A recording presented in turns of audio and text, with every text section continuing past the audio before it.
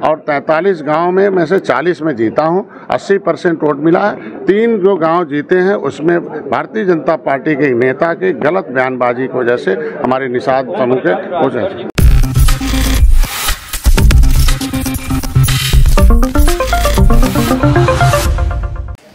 Next 9 news में आपका बहुत बहुत स्वागत है। मैं हूं आपके साथ अबरारुल हक रहमानी।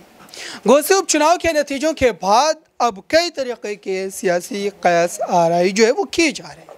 दरअसल घोसी में एनडीए और आप कह सकते हैं कि भाजपा पूरी तरीके से दमखम लगा रही थी कि इस सीट को जीता जा सके।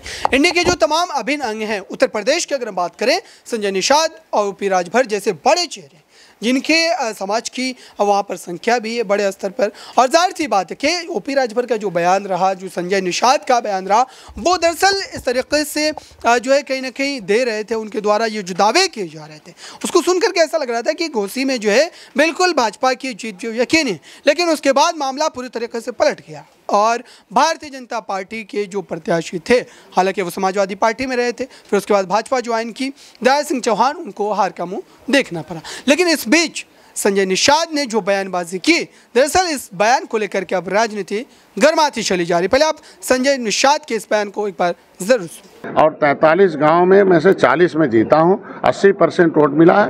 3 जो गांव जीते हैं उसमें भारतीय जनता पार्टी के नेता के गलत बयानबाजी की वजह से हमारे निषाद समूह के वजह से। अब राजभर के बारे में राजभर भैया बताएंगे, क्योंकि हम अपनी बात बताते हैं। ऑन रिकॉर्ड हमने हमारे तरफ क्या है चुनाव, जितना हमने वोट दिलाया। हार की समीक्षा करेंगे, निश्चित रूप से हार की समीक्षा एनडीए करेगी, वो पार्टी करती रहती है कि क्यों किसके है। जनता, क्योंकि देखो जनता जनार्दन होती है, जनता के जनादेश सब लोग स्वीकार करते हैं और जनता के जो है भावनाओं के अनुरूप जो चलता है वही सत्ता में, तो भावनाओं का ध्यान दिया जाएगा और निश्चित रूप से सरकार उस पर समीक्षा करेगी। जो प्रत्याशी उसको चुनने में भूल हो गई, कुछ देखिए काम करने वाले से कभी कभी गलती भी होती है, उसमें बहुत कुछ नहीं कहा जा सकता। लेकिन पहले बता दिया कि आज के दिन में कोई आया तो उसे भी सम्मान मिलना चाहिए। अगर दारा आए तो हम उन्हें सम्मान नहीं देते, तो भी एक आता कि लेके आए और उन्हें सम्मान नहीं दिया, तो सम्मान देना हमारी पार्टी का काम है, इसलिए सम्मान। अच्छा, ये बताइए कि जिस तरह से दयानिधि स्टालिन और उसके बाद अब सनातन धर्म को मिटा दिया जाएगा, क्या कहेंगे इसको लेकर? क्या देखिए, हमारे इस धर्म भारतीय संस्कृति को मिटाने वाले आए, 750 बरस तलवार लेके आए लेकिन नहीं मिटा पाए, मिट के चले गए। 350 बरस तोप लेके आए थे, वो भी मिटाने गए, मिट के चले गए। अब पूरी दुनिया में जैसे भारत से बैक होना शुरू किया तो साम्राज्य उनका सिमट गया।